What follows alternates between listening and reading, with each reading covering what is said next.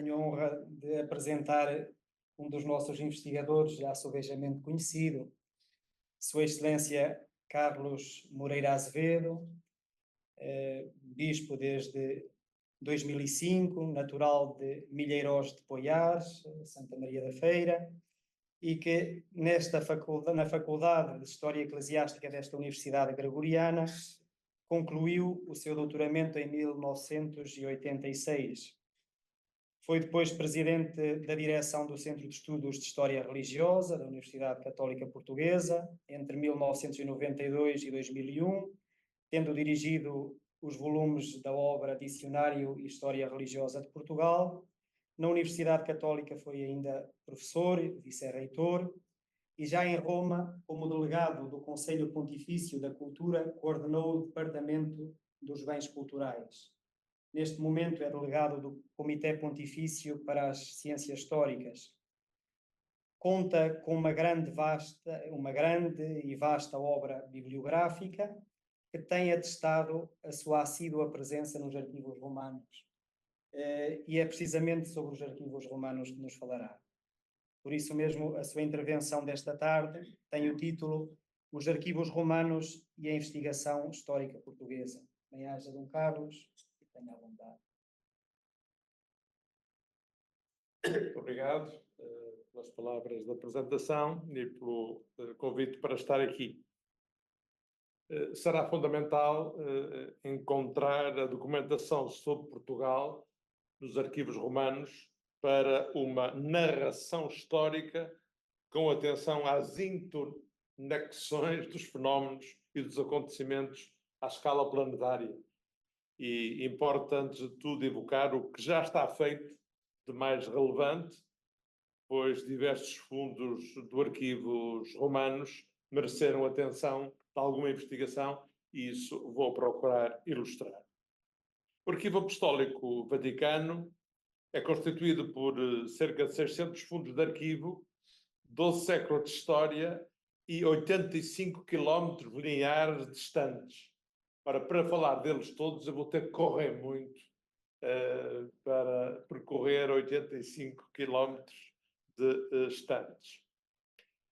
Foi reintroduzido ao Arquivo do Vaticano o nome de Apostólico em 2019 e o primeiro esboço do conteúdo do Arquivo do Vaticano relativamente a Portugal deve-se ao Conde de Tovar, que em 1931 publicou o primeiro elenco nos anais das bibliotecas e arquivos do que existe no Arquivo Vaticano sobre Portugal, sobretudo o Arquivo da Anunciatura e o Arquivo da Secretaria de Estado.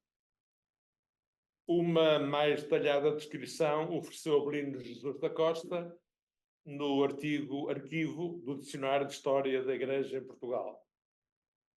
Para a Idade Média, dispõe-se de um quadro de Maria de Lourdes Rosa, publicado na Lusitânia Sacra, em 1993, que faz um apanhado dos fundos do arquivo com interesse para a história medieval.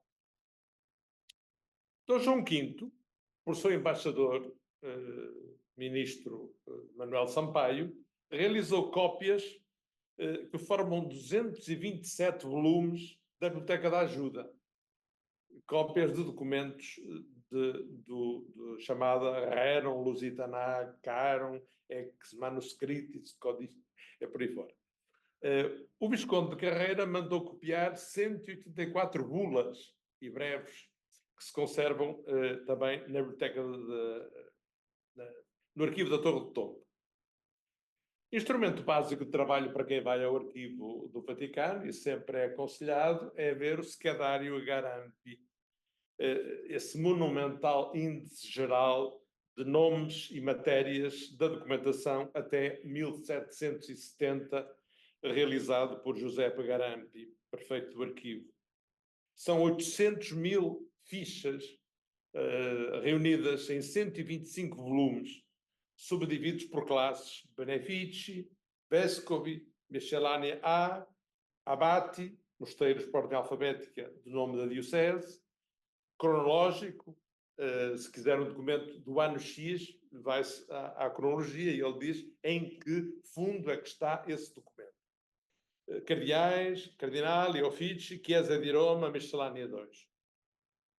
A Chancelaria Pontifícia transcreve os registros na íntegra ou em resumo de boa parte dos atos pontifícios expedidos desde Inocêncio III, 1198, e que constitui 2019 volumes, quase completa até São Pio V, 1572.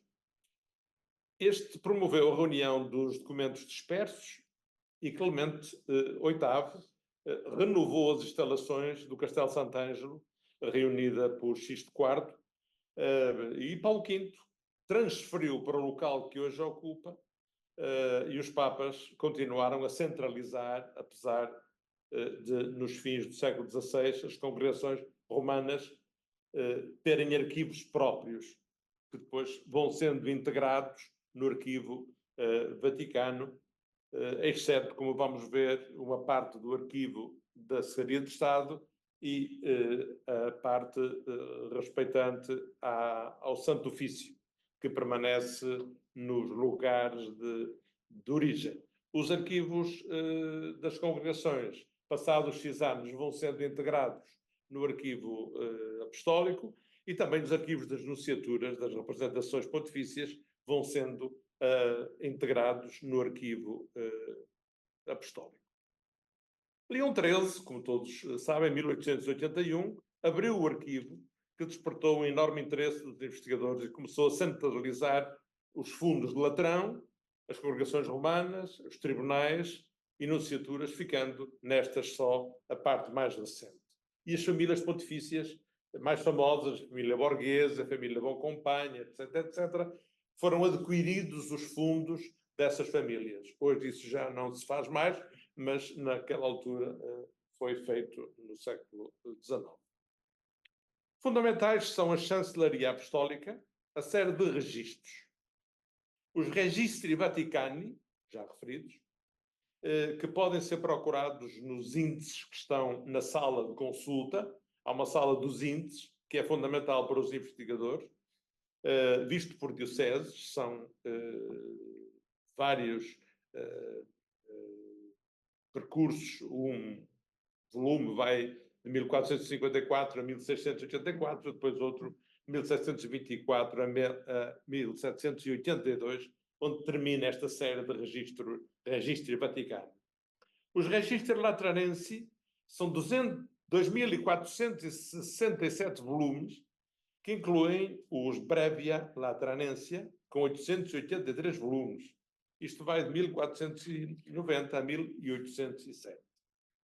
Os registri avignonensi, como o próprio nome diz, correspondem ao Papado de Avignon e são 349 volumes. Os registri delle suppliche, registro supplicationum, com 7.363 volumes, que vai de 1342 a 1899. Documentos que estão sistematizados e ordenados e, como sabemos, para Portugal, tiveram um grande impulsionador na sua publicação, que foi o Padre Domingos de Sousa Costa, que referirei à frente, que publicou os registros das súplicas medievais, que está ainda incompleto para publicar, embora esteja já quase tudo feito. Uma secção importante também do arquivo são as Epistolae ad Principes, os registros das cartas enviadas aos príncipes, aos reis e aos príncipes. E entramos nas duas séries mais importantes. Secretaria de Estado do Portugal, a Secretaria de Estado reúne a parte antiga, que vai desde 1535 até 1851, com 245 volumes e 23 duplicados, isto é, volumes que têm o número A, B. São ordenados por coletores e por núncios, com cartas originais do núncio à Secretaria de Estado e o registro das cartas enviadas e também das cartas cifradas. Eu posso referir muito brevemente algum... Por exemplo, a Caixa 6 tem as cartas originais dos bispos de Portugal ao Papa e à Secretaria de Estado, desde 1599 até 1600. O volume, a Caixa 9, tem as cartas originais de Fábio Biondi, famoso patriarca de Jerusalém, coletor em Portugal, à Secretaria de Estado. O volume 10, a Caixa 10, tem as cartas originais do patriarca de Jerusalém, deste mesmo, 1595 até todo o ano 1595. Esse será muito importante porque vai depois fazer com que também chegue ao arquivo do Vaticano o fundo Confalonieri, que tem sido aproveitado por vários investigadores. Os volumes de 138 a 175 reúnem, sobretudo, os registros de cartas dos vários núncios, primeiro os coletores e depois os núncios, à Secretaria de Estado. E também as respostas da Secretaria de Estado, em minutas, para o núncio. O final destas caixas, desta Secretaria de Estado de Portugal, é composto por miscelâneas. E estas miscelâneas são interessantes. Porquê? Porque reúnem, muitas vezes, documentos que, na ordem cronológica, nós não encontramos. Embora tenha havido um grande núncio, que foi o Giuseppe Cherubini, que, num tempo em que tinha muito tempo livre, reuniu em 3 volumes o resumo da história das dioceses, das ordens religiosas, dos mosteiros, em latim. Muito breve de informação, mas são 3 volumes, o volume 147, 148 e 149. Os registros de cartas de correspondência da Secretaria de Estado, das cartas originais, das cifras e das respostas, interrompe-se, como eu dizia, com estas miscelâneas, onde, por exemplo, eu pude encontrar algumas bases essenciais para trabalhos, como seja, no volume 223, que é um volume de miscelânea, onde se arrumavam papéis que não entraram nas correspondências dos núncios, encontrei os 6 sermões do bispo Dom Afonso Castelo Branco, nos autos de fé, 1586, 88, 89, 91, 93 e 95, que publiquei já no volume. E também a censura do livro de João Moutinho aos cristãos novos no Tribunal de Santo Ofício. O Tribunal de Santo Ofício não encontrava a lista das censuras do seu livro e estava nesta caixa 223. Foi à procura disso que acabei por encontrar os sermões do Afonso de Castelo Branco, que não procurava. Estas miscelâneas estão por ordem alfabética de temas. Por exemplo, escravos, seminários, expedições, bispos e papéis diversos. No volume 231 tem matérias por ordem cronológica e no volume 232 memórias que continuam 1759 a 1760 e, finalmente, as bulas e breves para Portugal. Estas bulas e breves para Portugal ocupam vários volumes e assim termina a Secretaria de Estado Portugal. Depois há a parte moderna. Se eu quero documentos a partir de 1816 até 1923, não estão na Secretaria de Estado de Portugal, mas estão na Secretaria de Estado Parte Moderna. E aí é preciso pôr Parte Moderna, há a data que eu quero procurar e depois a rubrica 250, que é a rubrica equivalente a Lisboa. Se a partir de 1923, se eu quiser procurar documentos sobre Portugal, devo pôr Secretaria de Estado, o ano e a rubrica 101 e o fascículo depois, respectivo. Isso tudo pode-se encontrar nos índices da sala do consulta para conseguir encontrar o que procuro, porque há estes sumários muito resumidos. Dentro da Secretaria de Estado existem outros fundos para além da Secretaria de Estado. O Fundo Cardinali, o Fundo Vescovi Prelati, que vai desde 1585 até 1797, o Fundo Príncipe, que tem as cartas dos reis, por exemplo, que vai desde 1500 a 1695 num primeiro grupo e depois de 1686 a 1805. Os particulari, que são índices também, e esteri, que é uma parte moderna durante alguns anos, que tem documentos para Portugal. Deve-se procurar Secretaria de Estado, esteri, e a Busta 443, 444, 445, que eu já consultei, para, por exemplo, ver a reação à Revolução Liberal de 1820. Como é que em Portugal, um trabalho que publiquei, como é que o Núncio foi reagindo à Revolução de 1820. Está nesta secção, não está em Secretaria de Estado de Portugal, mas está na Secretaria de Estado esteri. As representações pontifícias. Aqui temos um outro grande arquivo que tem sido estudado, que é o Arquivo da Nunciatura de Lisboa. Reúne documentos por assuntos, desde 1487 até 1828. São 197 volumes. A partir do volume 198 começa a arrumação por núncios. O Francesco Cappuccini é o primeiro, 1841 a 1844, e apenas os volumes 388 a 397 são do fundo antigo, que retomam ainda. E depois retoma-se outra vez, no volume 392, as nunciaturas. E as nunciaturas a documentação está por nunciatura. Em cada nunciatura há um sumário, também na sala de consulta, para eu saber o que me interessa. Para a parte antiga, do Arquivo da Nunciatura de Lisboa, se eu quero, por exemplo, ver processos dos bispos,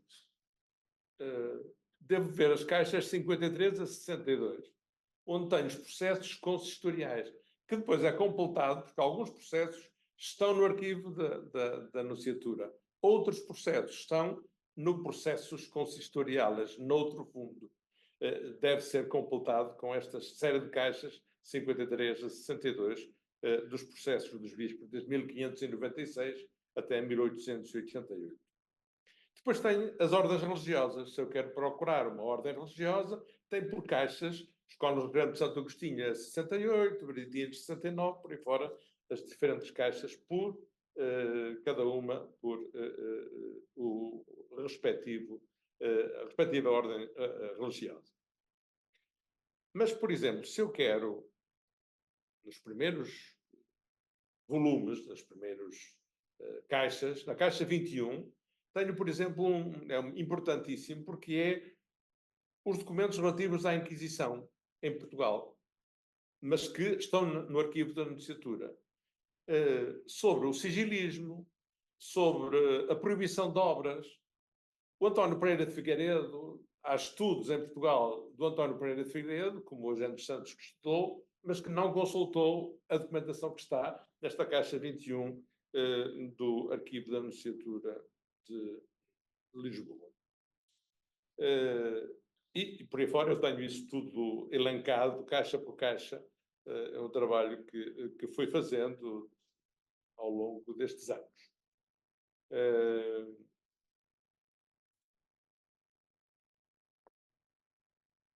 Passando agora a outros fundos, ao fundo da Secretaria da IPREVI.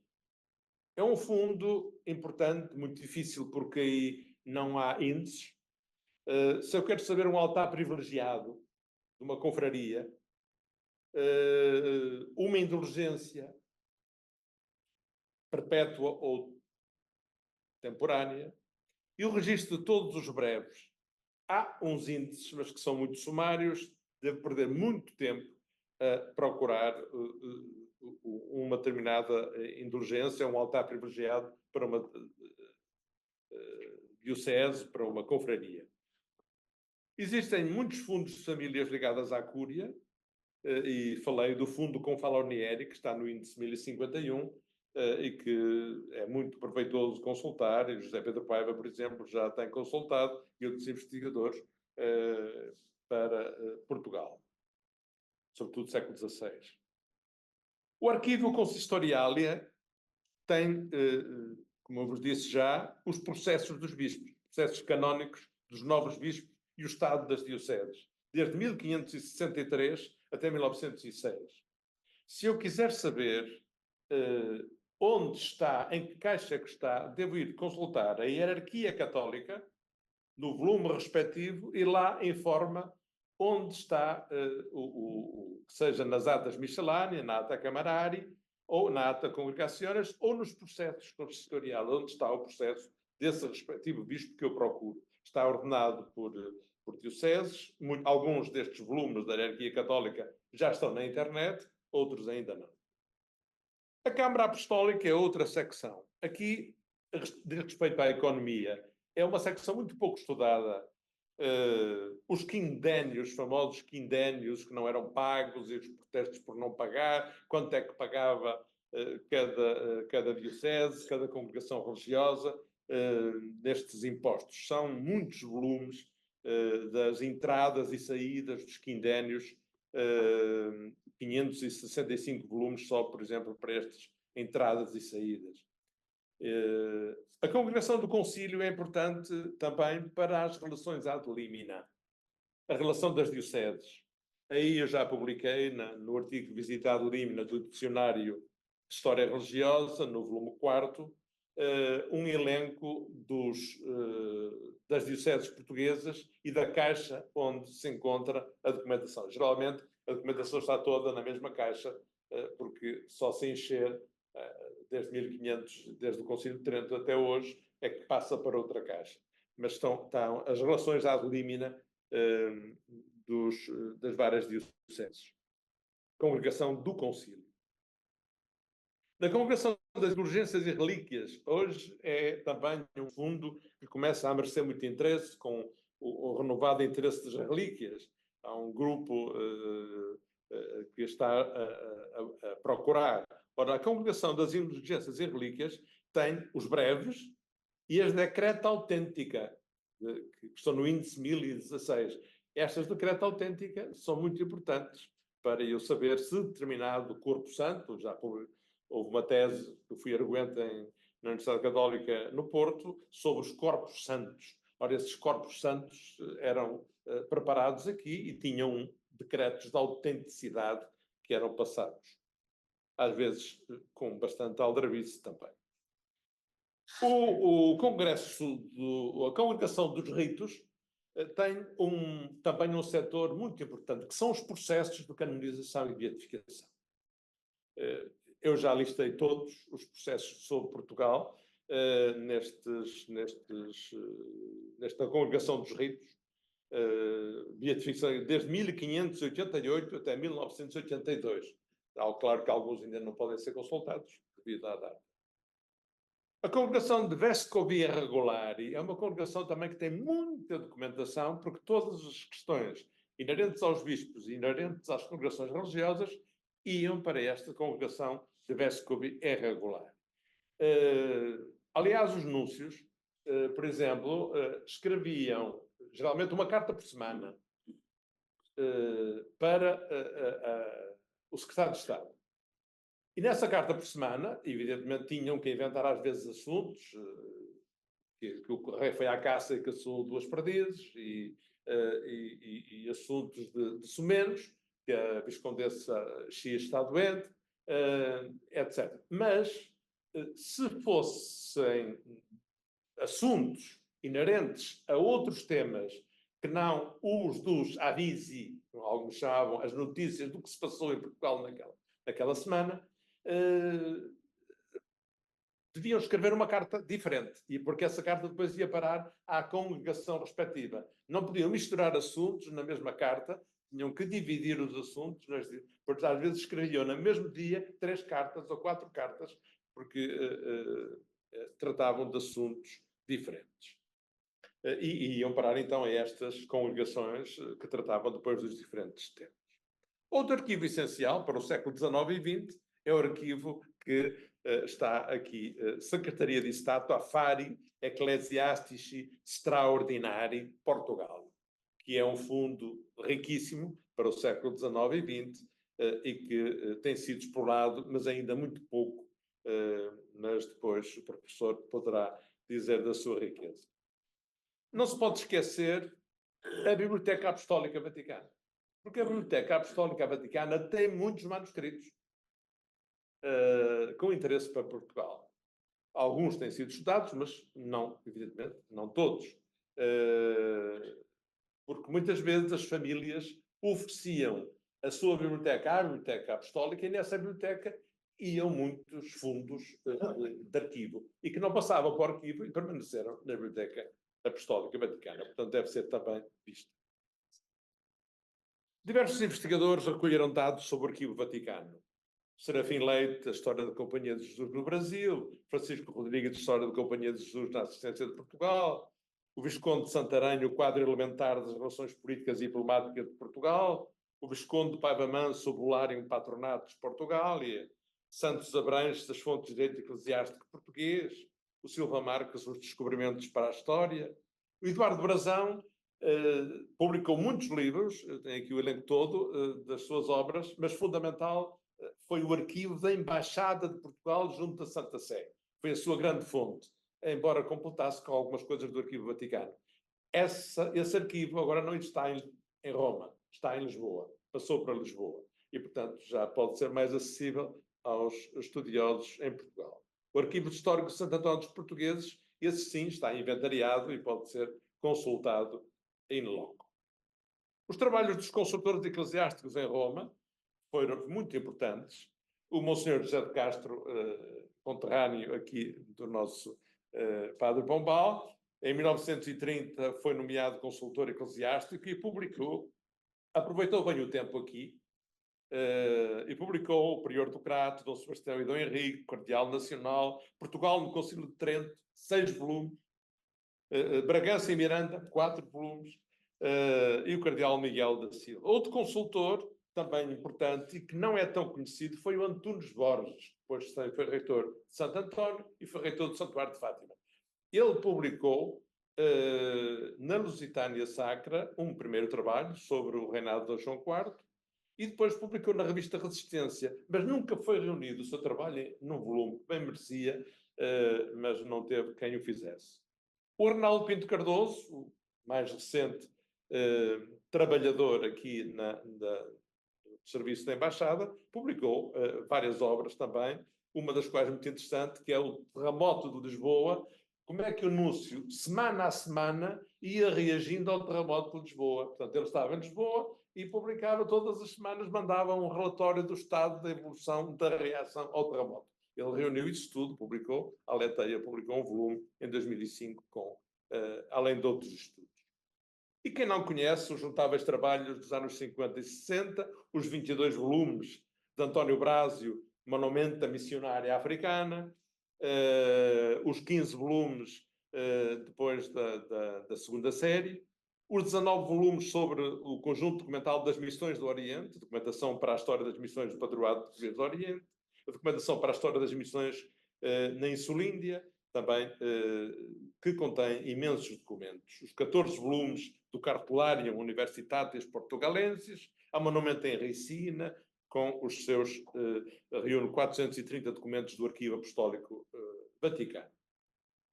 O maior explorador sistemático foi Sousa Costa, que publicou 4 volumes em 5 tomos das súplicas papais do século XIII e XIV. Monumenta Portugaliae Vaticana. São o seu grande contributo, além de mais de 50 obras publicadas, dispersas, de outros temas, ele preparou até o bolário do Papa João XXI, que também ficou na gaveta e oxalá alguém pudesse pô-lo cá fora. Os franciscanos aqui têm um papel importante. Um investigador estrangeiro deu a conhecer as bulas pontifícias dos primeiros séculos e os núncios, a correspondência dos núncios, desde 1532 a 1553, e publicou em 2 volumes, na Academia Portuguesa da História, a correspondência dos primeiros núncios em Portugal.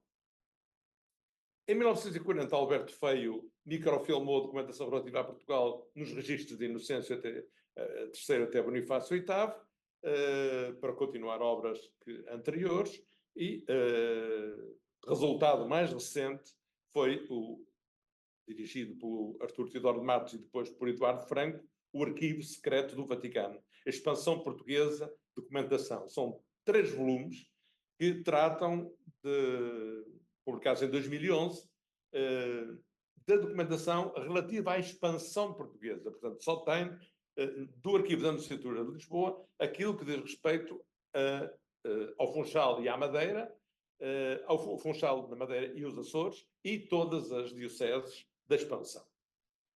São a síntese de todos estes documentos. Um outro elemento antes de terminar é Linan Peter, publicou Portugalia Pontificia.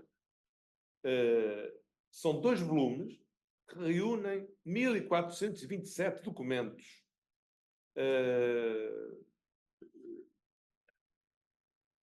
1200 a 1300, portanto, medievais, publicados para Gulbenkian. A riqueza do arquivo está em muita documentação, não vou aqui falar, as teses de doutoramento da Gregoriana, Júlio César Batista, David Sampaio Barbosa, António Jesus Ramos, Nuno da Silva Gonçalves, João Paulo Abreu, Ana Mouta Faria, que publicou também com consulta do arquivo extraordinário, o Adélio Abreu, o Sérgio Ribeiro Pinto e o Jairzinho Lopes Pereira, o último mais recente, Cabo Verde, publicou em 2023 a Scripta Eclesiástica Diocese de Santiago de Cabo Verde, nos arquivos também. O José Pedro Paiva é um nome que não se pode escapar, porque tem publicado imensos trabalhos sobre os bispos e sobre a Inquisição, a bruxaria e a Inquisição, livros proibidos, etc.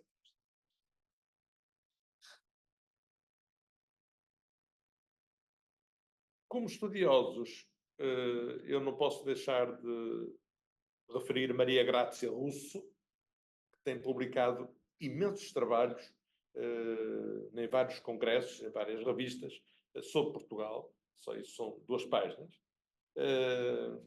E a Universidade de Roma III, História Moderna e História da Instituição Diplomática, que publicou do Stefano Andretta, Religião e Política em Portugal, e a Cúria Romana e a Questão Portuguesa.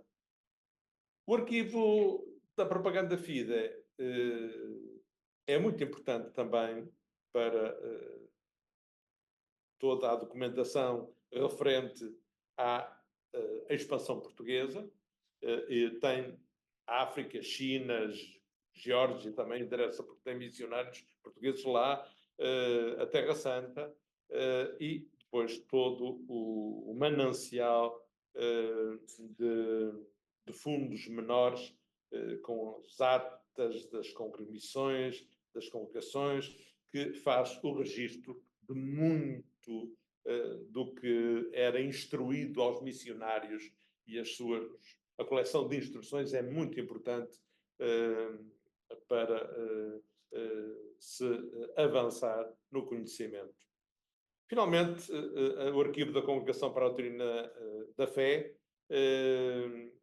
que é quase tão antigo como a própria congregação, e a congregação não só dos livros proibidos, que tem merecido alguns estudos portugueses, e toda a documentação que tem a ver com uma atividade de bruxaria, de livros que deviam ser licenciados para poder ser lidos, etc. O arquivo da Companhia de Jesus não pode deixar de ser referido. Felizmente, que toda a documentação referente a Portugal do Arquivo dos Jesuítas está digitalizada em Lisboa. E, portanto, não precisam de vir cá. Foi toda digitalizada e enviada, cedida para Lisboa. Para tocar o documento, e acabo, aproxima da realidade dos factos e da carne das personalidades, embora não dispense a interpretação necessária para perceber a evolução sociopolítica e cultural que serve de enquadramento para a visão eclesiológica. Estes documentos permitem traçar perfis de bispos, de religiosos, perceber as suas perspectivas pastorais, descobrir linhas de espiritualidade na vivência religiosa, evidenciar o papel das mulheres, algumas extraordinárias, verificar a emergência do laicado, e por vezes o tradicionalismo venceu o Evangelho. A união com o poder político desvinculou de uma visão cristã. Mas verificando, nós vemos que houve núncios, secretários de Estado, que foram defensores de visões desfasadas da evolução dos tempos, mas outros foram acolhedores, perspicazes no sentido da história, como o Hércole Consalvi, que estudou aqui e que dava nas orelhas do núncio em Portugal, que era mais desfasado do que ele, que era mais avançado. Consultar os arquivos não nos faz servos de papéis velhos, mas oferece materiais essenciais para ler a realidade, entender incapacidades, espantar-se com intrigas mesquinhas, dar de caras com pequenas e grandes figuras impulsionadas pela força do espírito. Nós não somos escravos de códices coerentes, mas somos servidores frágeis da verdade histórica. Obrigado pela vossa paciência.